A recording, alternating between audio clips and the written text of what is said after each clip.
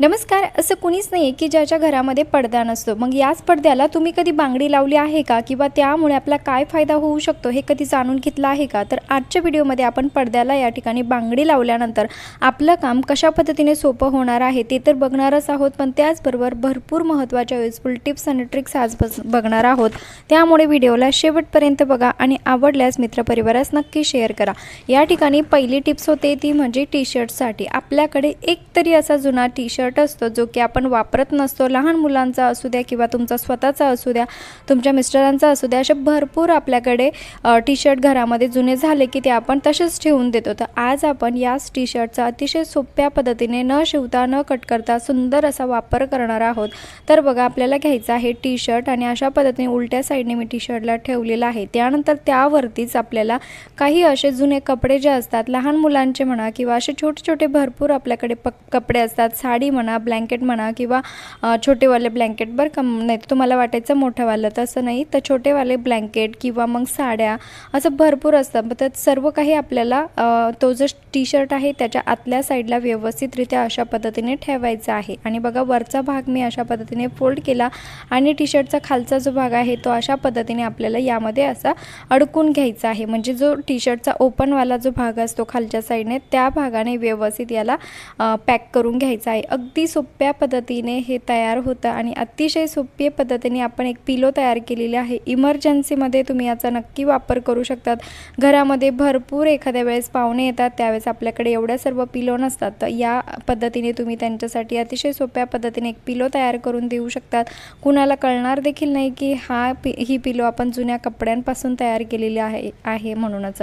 आणि हो, तुम्ही चॅनलवरती नवीन असाल, सबस्क्राईब केलेलं नसेल तर प्लीज चॅनलला सबस्क्राईब नक्की करा, कारण मी तुमच्यासाठी रोज भरपूर असे नवनवीन युजफुल व्हिडिओ घेऊन येत असते. आणि बघा, रिझल्ट अगदी तुमच्या समोर आहे. अतिशय सुंदर सोप्या पद्धतीने न शिवता न कट करता आपली पिलो या ठिकाणी तयार झालेली आहे. त्यानंतरची दुसरी महत्त्वाची जी टिप्स होते ती म्हणजे, आता आपण काय करतो की शर्टला अशा प्रकारे हँगरला अडकून वाळत तर टाकतो, परंतु ह्या ज्या मोठ्या मोठ्या पॅन्ट असतात त्याला असं हँगरला अडकून वाळत घालता येत नाही. तर बघा, बऱ्याच महिला काय करतात की हँगरमध्ये अशा पद्धतीने पॅन्टला अडकवतात आणि त्यानंतर त्या पॅन्ट वाळायला ठेवतात, सुकायला ठेवतात. तर असं अजिबात करायचं नाही. यामुळे पॅन्ट कधीच लवकर सुकत नाही. अगदी सोप्या पद्धतीने आपण ही पॅन्ट हँगरला कशा पद्धतीने अडकू शकतो हेच आजच्या व्हिडिओमध्ये बघणार आहोत. पण त्या अगोदर तुम्ही हा व्हिडिओ कुठल्या गावातून किंवा शहरातून बघत आहात ते देखील मला काय छोट्याशा कमेंटमध्ये नक्की कळवा, जेणेकरून मला कळेल की माझा व्हिडिओ कुठं पोहोचला ते.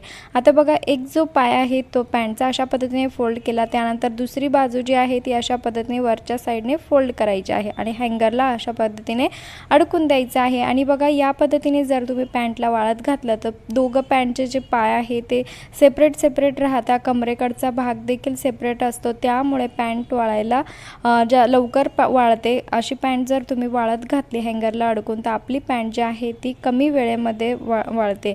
आणि जर तुम्ही अशा सुरुवातीला दाखवलं त्या पद्धतीने जर पॅन्ट वाळत घालत असाल तर त्या पद्धतीने पॅन्ट अजिबात वाळत घालायचं नाही, जेणेकरून आपली पॅन्ट जी आहे लवकर सुकतसुद्धा नाही. तर या पद्धतीचा वापर तुम्ही नक्की करू शकतात आणि आय होप की तुम्हाला ही ट्रिकसुद्धा नक्की आवडली असेल.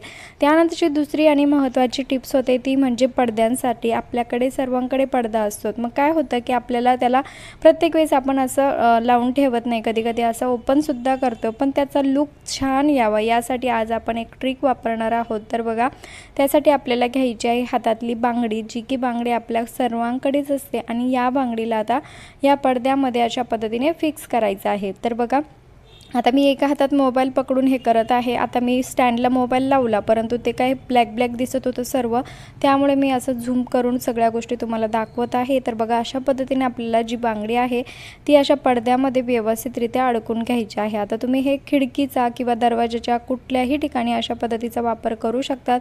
आणि बघा, हा जो बाहेर असा बांगडीमधून खेचलेला जो भाग होता त्याला असं गोल आकारामध्ये याला शेप देऊन घ्यायचा आहे, म्हणजे एक फुलाचा आकार तयार करून घ्यायचा आहे. आणि रिझल्ट तुम्हाला दिसलाच असेल.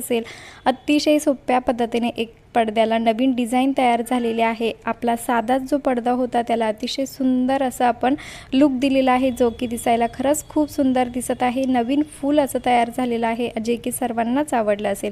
आणि बघा, अशा पद्धतीने तुमच्या घरातील पडद्यांना अशा पद्धतीने जर तुम्ही डेकोरेट करून ठेवलं तर तुमचं साधं घरसुद्धा अतिशय सुंदर दिसू शकतं. आणि हो, तुम्हाला यापैकी सर्वात जास्त टिप्स कुठली आवडली हे सुद्धा एक छोट्याशा कमेंटमध्ये नक्की कळवा. आणि असेच व्हिडिओ बघण्यासाठी चॅनलला सबस्क्राईब नक्की करा. आणि हा व्हिडिओ थोडा जरी आवडला असेल, यूजफुल वाटला असेल तर प्लीज एक छोटंसं लाईक करायला अजिबात विसरू नका, कारण तुमच्या एका लाईकमुळे खूप जास्त मोटिवेशन मिळत असतं. आणि आपल्या मित्रपरिवारामध्ये, नातेवाईकांमध्ये सुद्धा व्हिडिओ शेअर करा. चला भेटूया नेक्स्ट व्हिडिओमध्ये, तोपर्यंत बाय.